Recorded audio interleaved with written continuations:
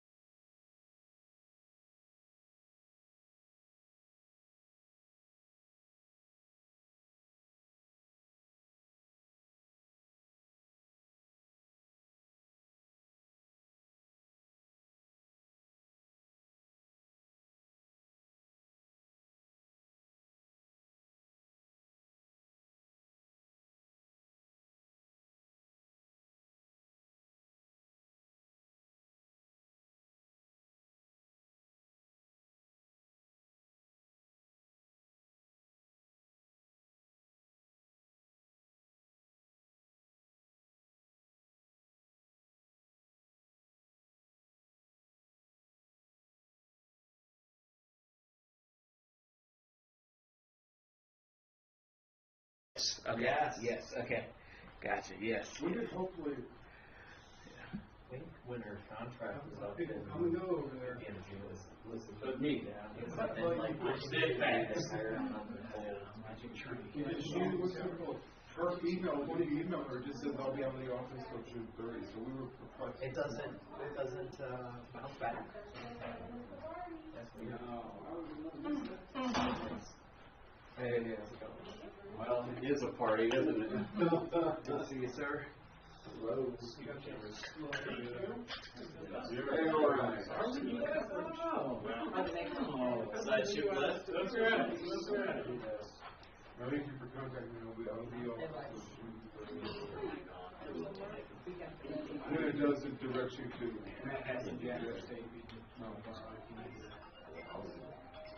They're probably looking for the shop. He's got email, cell phone, Yeah, Taylor sent that stuff over to you. Man. She always used to. Yeah. get you a mic stand, sir. Yeah, I know there's. I probably got one. I just didn't think of needing it. And if I do have one, she doesn't have to find it. It's time to go home. She had like I know where Robin Davis used to. Where did you hear before Sue? well, Same old so spot. Where did you start after Sue? I started out. No. No, well, They are. not really. I mean, I'm an early to my blood, but I mean, This is why I suggested what I suggested. where especially if you have a family and stuff, where it's like, okay, at some point the dude's lifestyle is going to play up against what I want out of music, right? And that happens, you can either adjust your job or adjust your So family. are you forced to live here? I live in Drake Valley. Well, that's a hike. It's actually closer than it used to be because I was working on it. That was 35 minutes. In the winter on the ice or snow, it would be like 45, close to an hour. No. 658.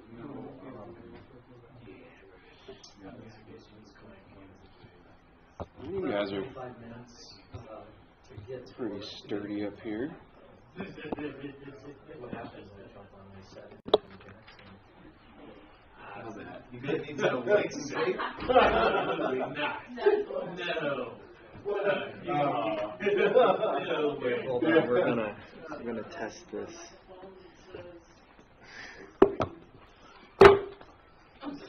There you go.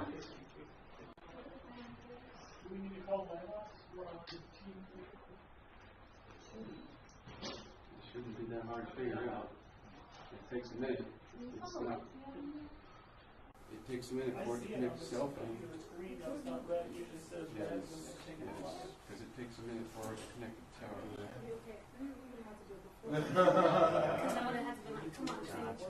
We'll remember for next time.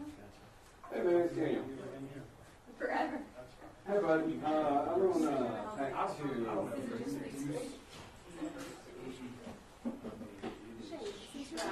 Here we go. Now it says it's on. It's like 8:30. Yeah, I'll be there earlier, because I'm meeting with them.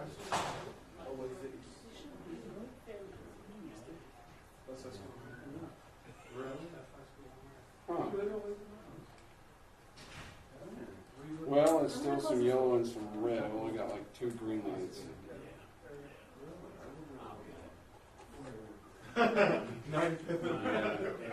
Well, we're pretty much the what do you call it?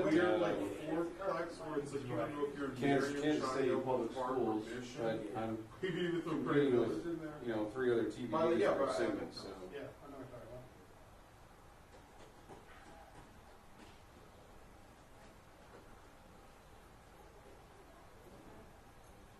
All right.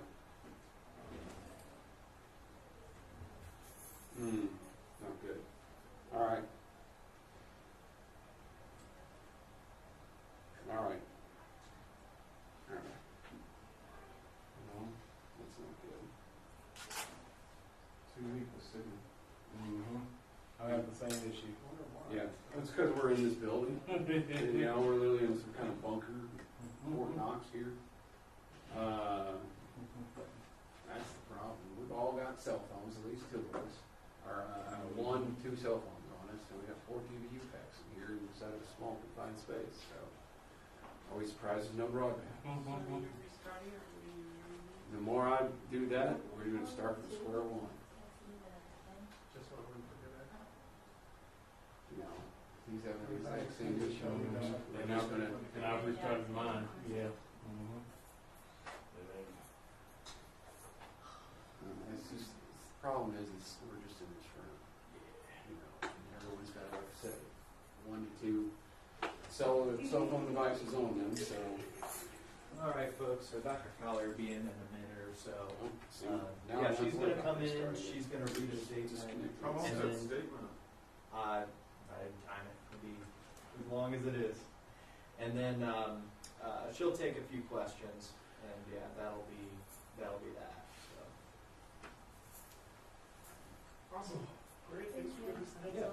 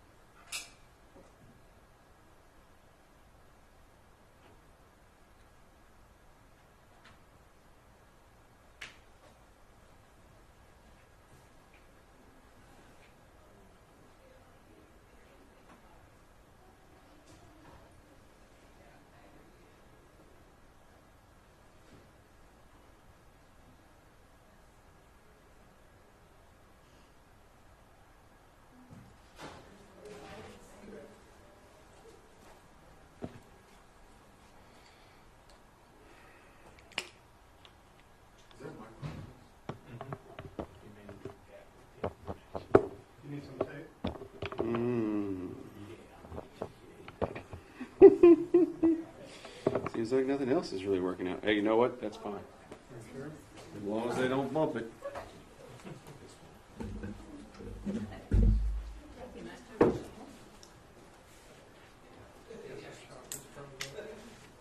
Everyone's in that same boat, I think.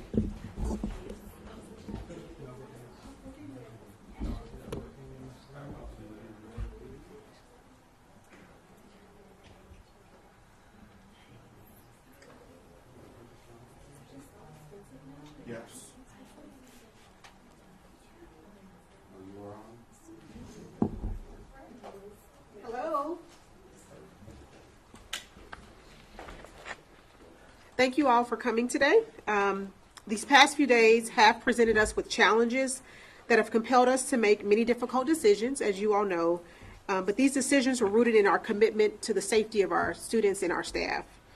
The heat index each day this week is forecasted over 110 degrees, and this has posed a risk of disruption to our learning environment. Unfortunately, here in KCPS, not all of our classrooms are equipped with central air conditioning, and in those cases, we utilize window units. Even in the classrooms that do have cooling systems, the extraordinary heat places immense strain on those systems and the facilities. The decision to release early this week was not taken lightly. Our foremost responsibility is to ensure the safety and the well-being of our students and our staff. This decision was driven by our concern for the health and the well-being during these extreme conditions of our students and staff. We just could not in good conscience expect for them to endure the heat and hope for the best. Instead, we embraced a proactive approach, one that we firmly believe was responsible and a necessary choice. I want you to know that none of us wanted this. Please know that. As our students return to school this fall, the last thing that we wanted was uninterrupted days of learning, but the extreme circumstances at hand have left us with limited alternatives. We understand that this shift in schedule has been an inconvenience for some of our families, and we want our families to know that we hear them and we empathize with their concerns. Our lines of communication are open through phone, calls, and texts, and we are hearing from our families, and our nursing staff has been great at providing guidance on staying safe during this heat wave. Additionally, the Boys and Girls Club have also extended hours specifically to help accommodate KCPS students and families. We're also utilizing every other resource available to support our families, and we will continue to do so. Many of our school buildings have deep historical roots, which means that retrofitting them with central air conditioning comes with significant financial burdens. And you all heard a lot about that information during Blueprint 2030 when we talked about the conditions of our buildings, a bond not being passed in over 50 years, $400 million worth of deferred maintenance. And so here we are. This is the manifestation of those issues.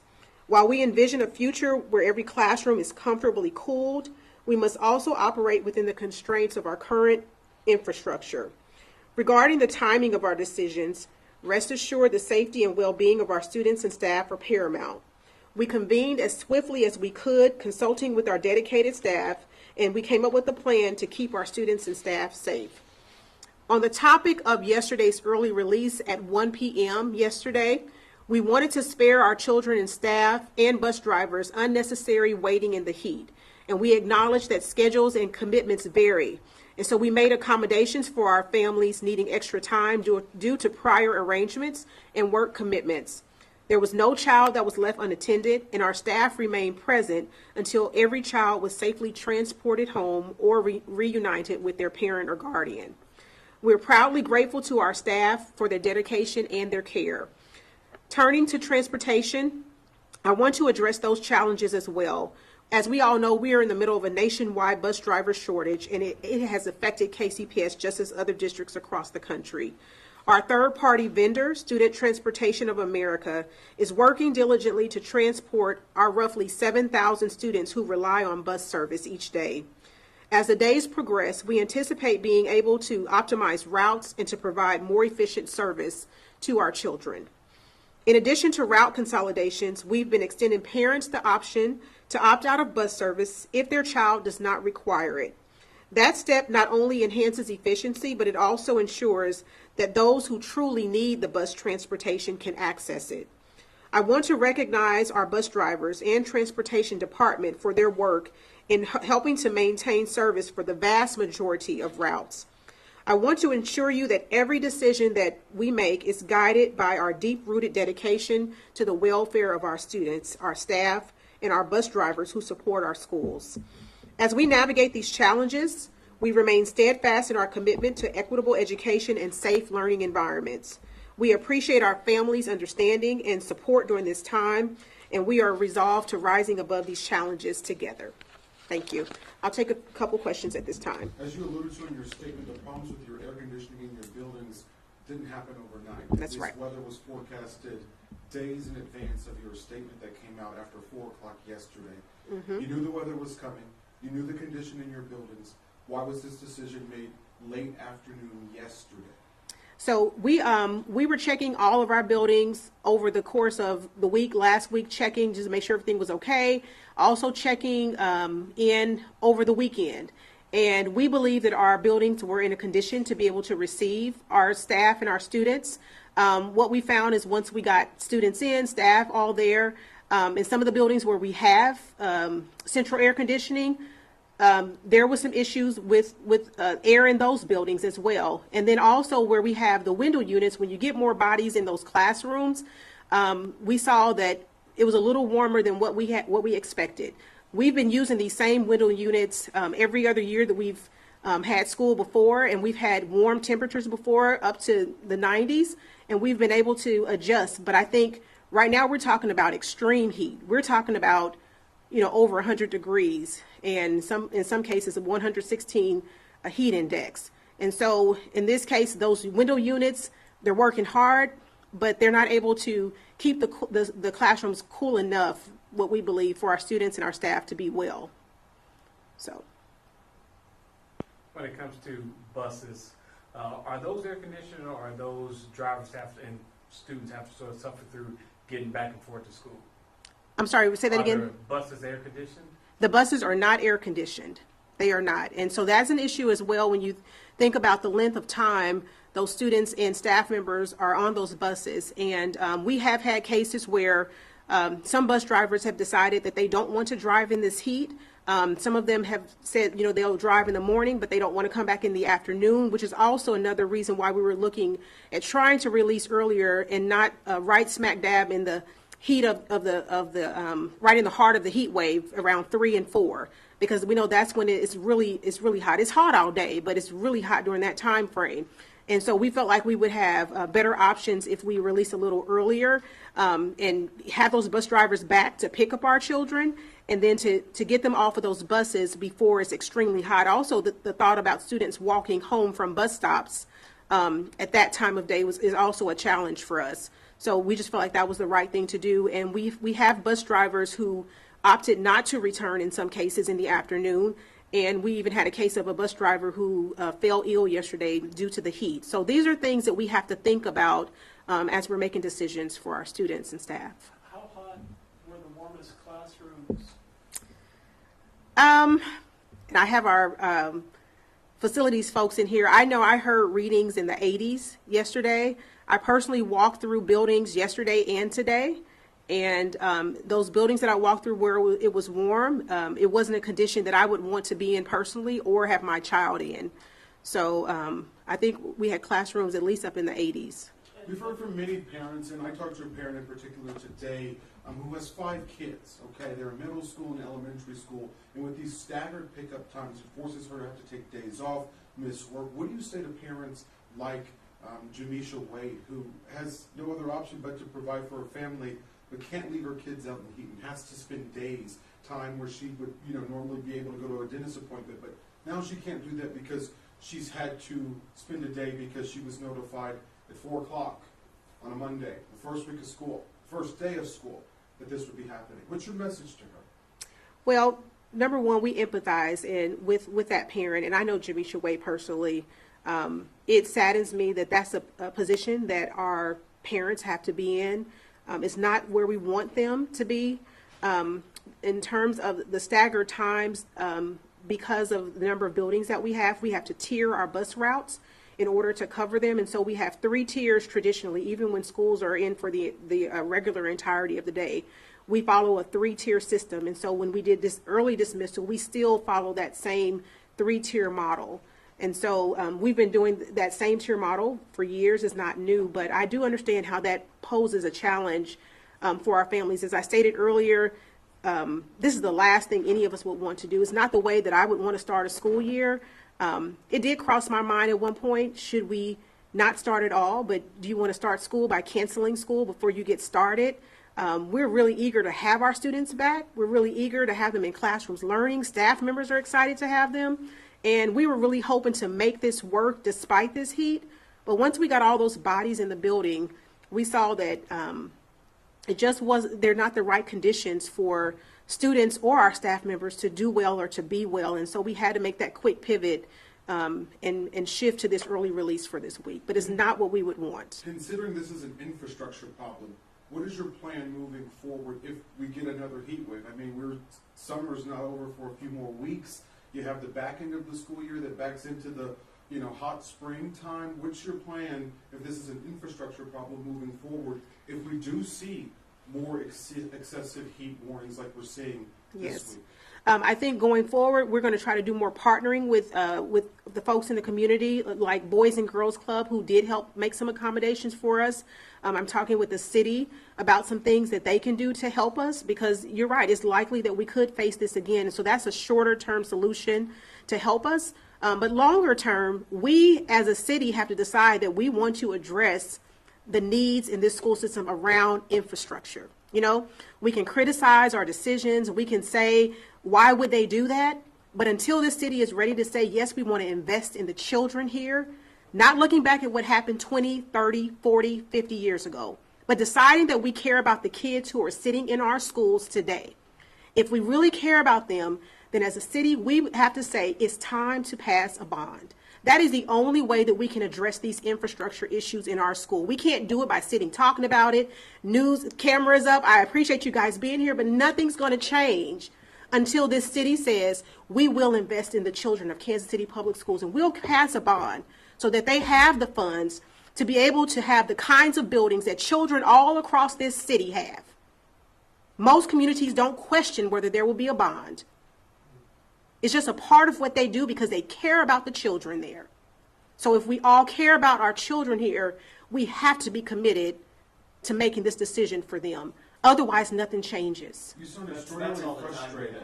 Are you frustrated with this? I'm not frustrated. No, I'm not frustrated. I am excited about the opportunity, but I do stand by the fact that we have to move beyond talking about how we love our kids, how we care for the kids, how we want to support the children, and we've got to put some feet to that. And the best way for us to do that is to pass a bond. If we pass a bond, we can start making some real adjustments to these facilities. We should never have to call off school because of heat. But if nothing changes, we'll be back here again. And it's not what I want to see. It's not what